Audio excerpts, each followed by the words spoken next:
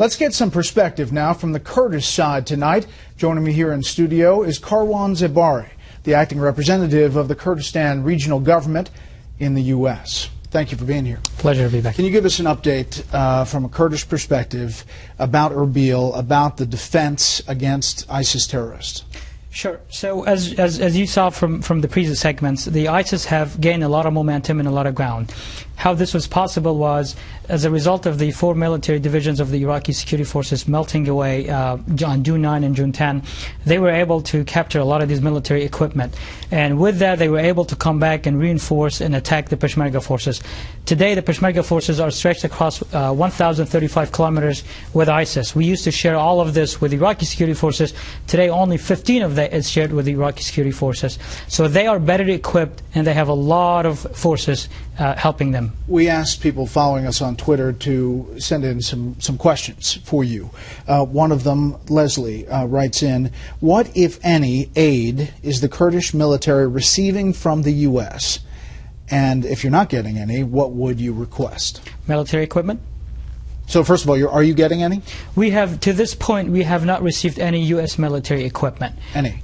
Any. And that has been this is where the ISIS has been able to advance. The Peshmerga forces' equipment is still from the days when we were fighting Saddam Hussein, and it is obsolete. It's Russian-made. Today, ISIS has the American-made equipment in their hands, very sophisticated, very technical, and very accurate. But back to the U.S., you have requested equipment, ammunition, weapons, correct? Mm-hmm. We have both publicly and privately with the U.S. government requested a specific list of equipment from the United States.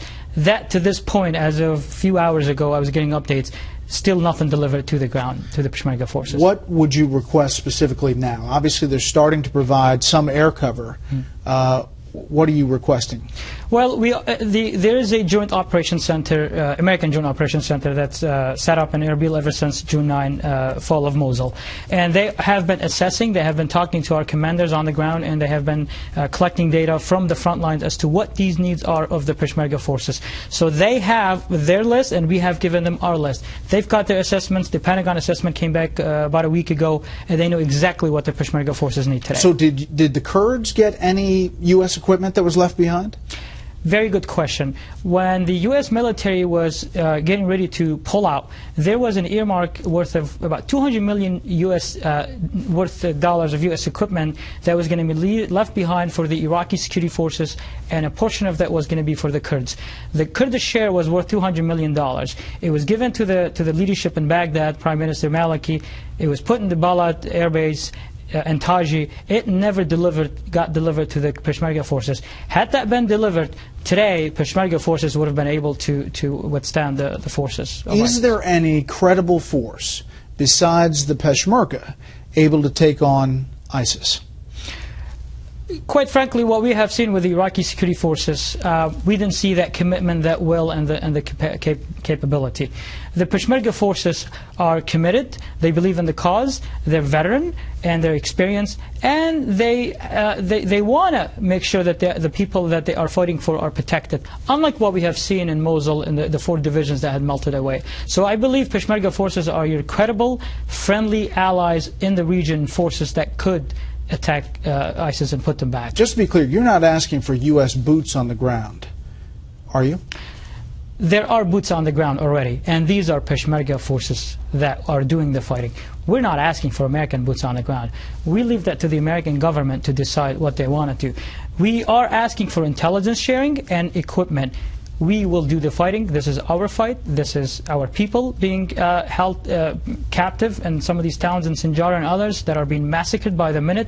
That's what we're asking for. There are already boots on the ground if the U.S. wants to support. The Kurdish leadership is reporting that the Mosul dam has been lost to ISIS forces. Can you just explain for an American audience how important that is and what that means potentially? Mosul Dam is a critical infrastructure for the whole region. If ISIS gets on their full hands on it, and it looks like they have within the past few hours, If they decide to cut off electricity, that'll certainly cripple the region.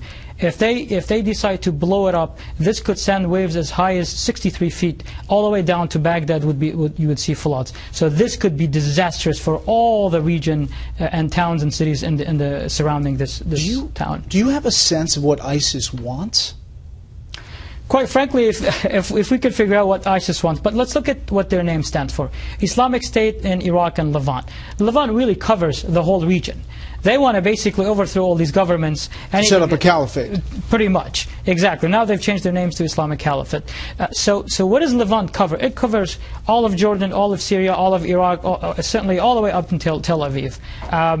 But what we do know is the democratic societies and the legitimate governments in place is not something that they want to see. Another Twitter question from Independence, Allah Independence. I wonder what is the Kurdish opinion after ISIS attacks them? Are they still wishing independence? Well, right now, right this point, we have a situation on our hand that we have to solve and overcome, and pushing ISIS back to where they are, and certainly eliminating them. But how did we get to this point? How did ISIS even cross the border and penetrate all these, certainly Iraqi security forces, and now we are seeing being able to attack Peshmerga forces? It is the lack of the leadership and the misgovernment and mismanagement in Baghdad. The fact that the Prime Minister Maliki has mismanaged and marginalized the Kurds and the Sunnis is what led to this today's Sunni. Last thing quickly. Has the U.S. done enough so far? And are you pleased with what you're seeing? I think what we are seeing right now is a good initiative. This is a good start. But here's what's important. You can't take out ISIS. You can eliminate ISIS just from the air. You can eliminate ISIS in the open areas. But what happens when we start fighting eventually, and this will have to happen sooner than later, when you start fighting block to block, street by street, as we had done, as the U.S. military had done so, and Fallujah. What we need is U.S. military equipment today for Peshmerga forces to push back and eliminate ISIS, and that's what we need to be asking. I know you're trying to make your way over to Erbil in the next day or so. So thank you very much for coming in here, and good luck. Thank you, sir.